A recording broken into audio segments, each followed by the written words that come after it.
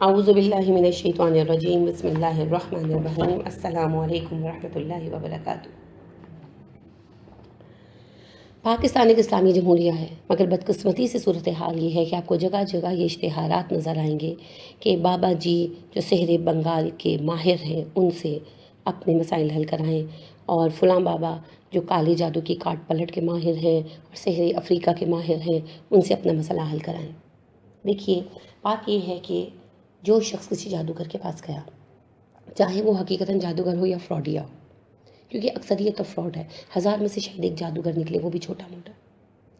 اب جو کسی کے پاس گیا اور جس نے جادوگر ہونے کا دعویٰ کیا، اس کا جو دعویٰ باطل بھی ہے، وہ جھوٹا ہے، تب بھی اس کے اعتقاد کی وجہ سے وہ کافر ہو گیا۔ کیسے؟ ایک شخص کا رزق تنگ ہے، اس نے سوچا، میں نے بڑی دعائیں کی، بڑی نمازیں پڑھی، بڑے صدقے کیے، رزق کھلا نہیں، رزق میں کشادگی نہیں آئی۔ اب ایک جادوگر کے پاس چلا گیا، جادوگر کہتا ہے ہاں میں فلاں عمل کروں گا تیرا رزق کھل جائے گا۔ جس وقت اس بندے نے یہ مانا، اس بندے کے جادو سے وہ رزق جو اللہ نے روک رکھا ہے کھل جائے گا، وہ اس وقت شرک کا مرتکب ہوا۔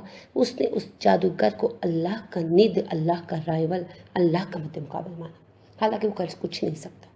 ایک عورت جس کی اولاد نہیں ہو رہی، بڑی دعائیں پڑھی، بڑی تہجدیں پڑھی، اب اولاد نہیں ہوئی، اب وہ کسی جادوگر کے پاس گئی، جادوگر کہتا ہے ہاں میں تجھے فلاں عمل کے ذریعے بچہ دے سکتا ہوں۔ جس وقت اس عورت نے یہ یقین کیا کہ یہ جادوگر اپنے سفلی علم سے مجھے بچہ دے سکتا ہے، اس نے اس جادوگر کو اللہ کا ند، اللہ کا مقابل مان لیا۔ وہ جادوگر کچھ نہیں دے سکتا، ایک مچھر نہیں پیدا کر سکتا، لیکن عورت اپنے عقیدے کے سبب سے کافر ہو گئی، مشرک ہو گئی۔ اسی لیے قرآن میں اللہ رب کریم نے جب جادو کے حوالے سے تبصرہ کیا تو اس کے لیے لفظی کفر استعمال کیا۔ ارشاد ربانی ہے سورہ بقرہ آیت نمبر 102، وما کفر سلیمان، سلیمان نے کفر نہیں کیا، ولیکن الشیاطین کفروا، البتہ شیطان تھے جو کفر کا ارتکاب کرتے تھے۔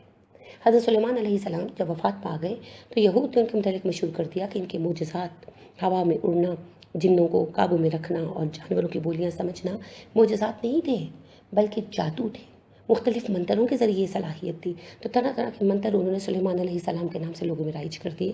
بدقسمتی سے ہمارے ہاں بھی روایتیں آئیں، اور ہمارے یہاں بھی قصے کہانیوں تک میں زنبیل سلیمانی اور تلوار سلیمانی اور ٹوپی سلیمانی اور پتہ نہیں کیا کیا خرافات پائی جاتی ہیں۔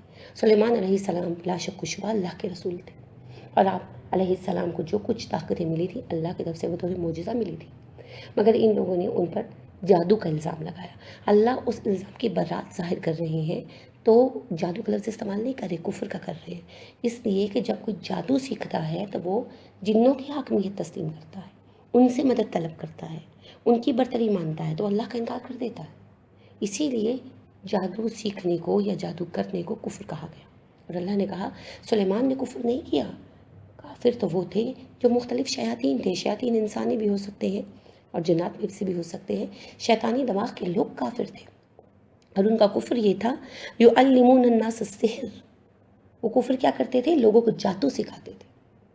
ٹھیک ہے، یہ قرآن کی آیت سورہ بقرہ کی آیت نمبر 102 میں آپ کے سامنے پیش کر رہی ہوں۔ سلیمان علیہ السلام نے کفر نہیں کیا بلکہ شیاطین کافر تھے اور وہ لوگوں کو جادو سکھاتے تھے، یعنی ان کا کفر کیا تھا؟ جادو کرنا، لوگوں کو کر کے دینا اور لوگوں کو ایجوکیٹ کرنا، جادو کی تعلیم دینا۔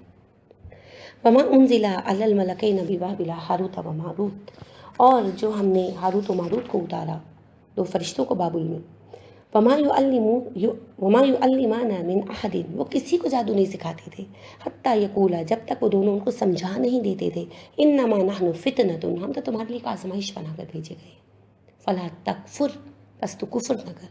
جو بندہ آتا اس کو پہلے سمجھاتے جادو سیکھنا کفر ہے، مت کرو، جب نہ مانتا تو سکھاتے فلا تکفر۔ اب دیکھیے جادو کے لیے کتنی دفعہ یہ کفر کا لفظ آ گیا۔ فَيَتَعَلَّمُونَ مِنْهُمَا مَا يُفَرِّقُونَ بِهِ بَيْنَ الْمَرْءِ وَزَوْجِهِ، مگر وہ لوگ ضد کر کے سیکھتے ایسا علم جس کے ذریعے وہ مرد و عورتوں میں جدائیاں ڈال دیتے۔ یہ کیا ہے جی؟ محبوب آپ کے قدموں میں، شادی شدہ بیوی دیوانی ہو جائے۔ ایک باعزت، آپ نے کبھی سوچا کہ جب یہ کہتے ہیں محبوب آپ کے قدموں میں تو اس کا مطلب کیا ہوتا ہے؟ کہ ایک عزت دار، پاکیزہ، شریف بچی جو گھر میں بیٹھی ہے وہ کسی کے عشق میں پاگل ہو جائے، کس قدر گندا علم، گندی بات ہے جو لکھی جاتی ہے۔ وما هم بضارین به من احد الا باذن اللہ، وہ اس علم کے ذریعے کسی کو نقصان نہیں پہنچا سکتے تھے سوائے اس کے کہ اللہ کا اذن بھی یہی ہو، لہٰذا جادو کا اثر نہیں ہوگا جب تک کہ اللہ کا حکم نہیں ہوگا۔ جادو ایک ٹول ہے، جیسے کوئی کسی کو قتل کرنے کے لیے کوئی ٹول استعمال کرے، اللہ کا حکم ہوگا تو کامیاب ہوگا قاتل، نہیں حکم ہوگا اللہ بچانے والا ہے۔ وَيَتَعَلَّمُونَ مَا يَضُرُّهُمْ وَلَا يَنفَعُهُمْ، وہ ایسا علم سیکھتے تھے جو ان کے لیے نقصان دہ تھا، فائدہ مند نہیں تھا۔ جادو کی تعریف میں بڑی خوبصورت بات کہتے ہیں ہمارے علماء کرام، وہ فرماتے ہیں کہ جادو کے ذریعے آپ دشمن کو قتل تو کرا سکتے ہیں، بیمار تو اس کی دوا نہیں منگا سکتے، تو پھر ایسے علم کا کیا فائدہ؟ وہ آپ کے کسی کام نہیں آ سکتا، صرف خرابی کے لیے، نیگیٹو کاموں کے لیے، برائی کے لیے استعمال کیا جا سکتا ہے۔ وَلَقَدْ عَلِمُوا لَمَنِ اشْتَرَاهُ مَا لَهُ فِي الْآخِرَةِ مِنْ خَلَاقٍ، وہ بخوبی جانتے تھے کہ جو اس علم کا خریدار بنے گا، طلبگار بنے گا، آخرت میں اس کا کوئی حصہ نہیں ہوگا۔ کیا ہم یہ بات آج نہیں جانتے؟ وَلَبِئْسَ مَا شَرَوْا بِهِ أَنفُسَهُمْ، بہت بری چیز ہے جس کے بدلے انہوں نے اپنی جانیں بیچ ڈالیں۔ لَوْ كَانُوا يَعْلَمُونَ، کاش وہ اس بات کو جانتے۔ تو انتہائی بری چیز ہے جادو، جس کے ذریعے اپنے مسائل حل کرانے کی غلط فہمی میں توحید کا سودا ہم جیسے بے وقوف لوگ کر دیتے ہیں۔ اللہ کی طرف سے کوئی مصیبت آئی، اللہ ہی ہٹائیں گے، اور اگر اللہ رب کریم کی طرف سے آسانی آ گئی اس کو کوئی بدل نہیں سکتا۔ اللہ سے دعا کریں، اللہ پر توکل کریں۔ اللہ رب کریم ارشاد فرماتے ہیں سورہ طٰہٰ آیت نمبر 69 میں، وَلَا يُفْلِحُ السَّاحِرُ حَيْثُ أَتَىٰ، جادوگر کبھی کامیاب نہیں ہو سکتا جہاں سے بھی آ جائے۔ تو لہٰذا جادو سے آپ کو کوئی فائدہ حاصل نہیں ہوگا۔ جادو آپ کو اولادیں نہیں دے سکتا، جادوگر آپ کا رزق نہیں کھول سکتا، جادوگر آپ کی بیماریاں دور نہیں کر سکتا، جادوگر آپ کا محبوب آپ کے قدموں میں نہیں لا سکتا، کچھ بھی نہیں کر سکتا آپ کے لیے۔ وہ آپ کے بدمزاج شوہر کو سیدھا نہیں کر سکتا، بد زبان بیوی کو قابو میں نہیں دے سکتا۔ ہر مشکل کا حل اللہ کے پاس ہے، اور اللہ کو راضی کرنے کا کلمہ ہے استغفر اللہ ربی، کثرت سے استغفار کیجیے۔ اسلام میں یہ بنیادی اصول ہے کہ جادوگر کی سزا قتل ہے، جادوگر واجب القتل ہے، وہ پکڑا جائے اور توبہ کرے تو اس کی توبہ قابل اعتبار نہیں ہے، اس کو قتل کر دیا جائے گا۔ جادوگر کے لیے کوئی معافی نہیں ہے، اور جادوگر ان بدقسمت ترین 7 لوگوں میں سے ہے جن کی توبہ شب قدر میں بھی قبول نہیں ہوتی، الا یہ کہ وہ جادو کرنا چھوڑ دے، ٹھیک ہے؟ اور یہ ان 7 لوگوں میں سے ہے جنہیں روز قیامت نہ عرش کا سایہ ملے گا، نہ اللہ ان سے کلام کرے گا، نہ انہیں منہ لگائے گا، نہ انہیں پاک کرے گا، نہ ان کی مغفرت کی کوئی صورت پیدا کرے گا۔ اور جادو کرنے والا، کروانے والا دونوں اسی زمرے میں ہے۔ لہٰذا جادوگر سے کوسوں دور بھاگے، یہ آپ کا کوئی کام نہیں کر سکتے، یہ تو صرف ایمان کے لٹیرے ہیں جو بیٹھے ہوئے ہیں۔ اللہ رب کریم ہمیں استقامت عطا فرمائے۔ آپ کے ہر مسئلے کا حل آپ کے پاس موجود ہے، قرآن مجید کی صورت میں۔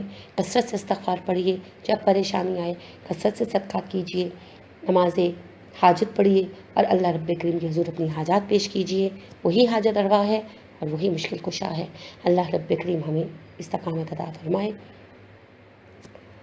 سبحانک اللہم و بحمدک ونشہد ان لا الہ الا انت ونستغفرک ونتوب الیک۔ السلام علیکم ورحمۃ اللہ وبرکاتہ۔